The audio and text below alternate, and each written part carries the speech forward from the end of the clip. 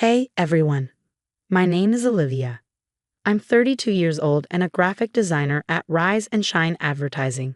Today, I need to share something I've kept buried for far too long, something that started unraveling my life 3 years ago. Back then, I thought I had it all. My career was thriving and I was married to Marcus, a man who seemed like a dream, running his own construction business. Looking back now, I can't believe how blind I was to the red flags. It all started innocently enough. Baby, we should combine our accounts, Marcus suggested over dinner one night. It'll be easier to manage our finances, especially when we start a family. I hesitated. I've always handled my own money. Don't you trust me? We're partners now. That's how it began. Little by little, my financial independence eroded. And then they entered the picture. Marcus's sisters, Diana, Rachel, and Sarah. I call them the toxic trio now. Diana was always in a crisis. My ex won't pay child support again, she'd sob. I don't know how I'll make rent. Rachel would sigh dramatically. This job market is impossible. I just need a little help until my next interview. And Sarah, she always had a scheme. I found an amazing investment opportunity, guaranteed returns. At first, I wanted to believe Marcus was just helping family, but my best friend Jade noticed something was off. Olivia, why are you bringing lunch from home when you make good money? She asked over coffee. Something's not adding up. Marcus says we need to budget. His sisters are going through rough times, I'd say, defending him. We're just being careful. But deep down, I knew something wasn't right. Even my boss, Carlos, noticed. Your work is outstanding, Olivia, but you seem stressed. Is everything okay? I brushed it off. Just tired. But the breaking point came last week. I stood at the bus stop, digging through my purse for change. I make $75,000 a year, yet I couldn't afford a $2.50 bus fare. That night, I confronted Marcus. We need to talk about our finances. Not now, babe. Diana needs help with her mortgage again, he said, brushing me off. I couldn't get to work today. I'm out of money. You're being selfish. They're family. Besides, I handle the money. You're not good with numbers. That night, I lay in bed listening to him make more promises to his sisters over the phone with my money. 3 years. 3 years of my salary disappearing while his family lived comfortably. I couldn't even afford new socks. But I'm done being quiet. I'm done being their ATM. Then came the discovery that shattered everything. Olivia, we need to talk, Jade said, pulling me into her office at the bank. Her voice was tight with concern. I looked into something, and you're not going to like what I found. My heart pounded as she laid out the bank statements. Every month, my entire paycheck was being split between 3 accounts. These belong to his sisters, don't they? Jade's voice was gentle. I felt sick. 2 years. Over $150,000. Gone. I trusted him. That night, while Marcus was at a business meeting, I searched his office. Hidden in a drawer were letters, loan applications, and credit card statements with my forged signature. As I tried to process the betrayal, my mother-in-law called. You wouldn't believe what Diana just told me. Marcus helped her book another Vegas trip. Vegas. Well, I counted quarters for lunch. Honey, you okay? Marcus walked in, noticing my pale face. Just tired. Work stuff, I lied, forcing a smile. Inside, I wondered how many times he'd smiled at me while weaving his web of lies. At work the next day, Carlos found me crying in the break room. Olivia, you haven't been yourself. What's going on?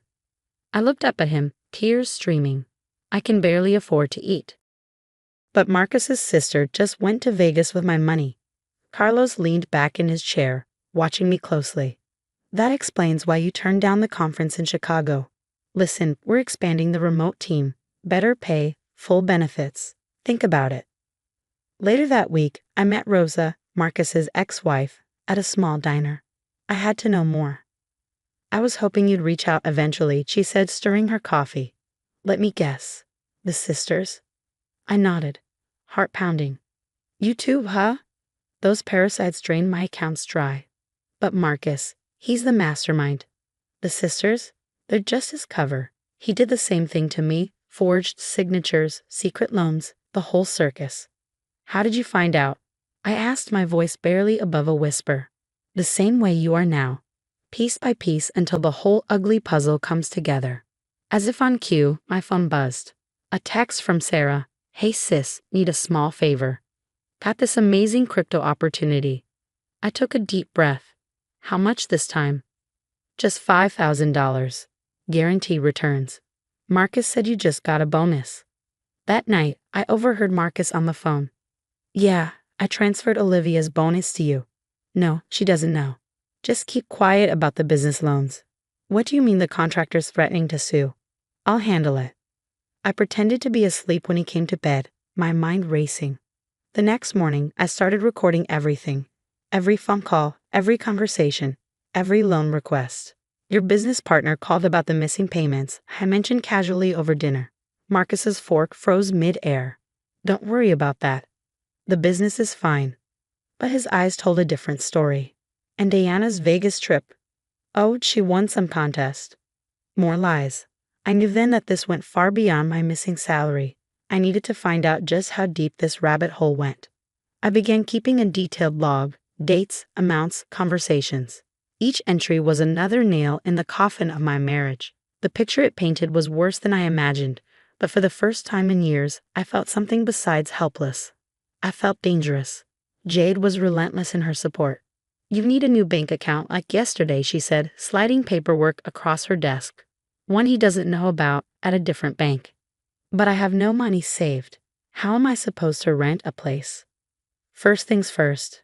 Every journey starts with small steps. She leaned forward, determined. I've got an emergency fund with your name on it. Pay me back when you're settled. Jade, I can't. You can, and you will. That's what best friends do. Besides, I want front row seats when karma hits your dear husband. Over the next few weeks, I became a ghost in my own life. Every lunch break was a mission. Monday, secured a P.O. box. Tuesday, copied all the forged documents. Wednesday, apartment hunting. It felt impossible, until Carlos called me into his office. About that remote position.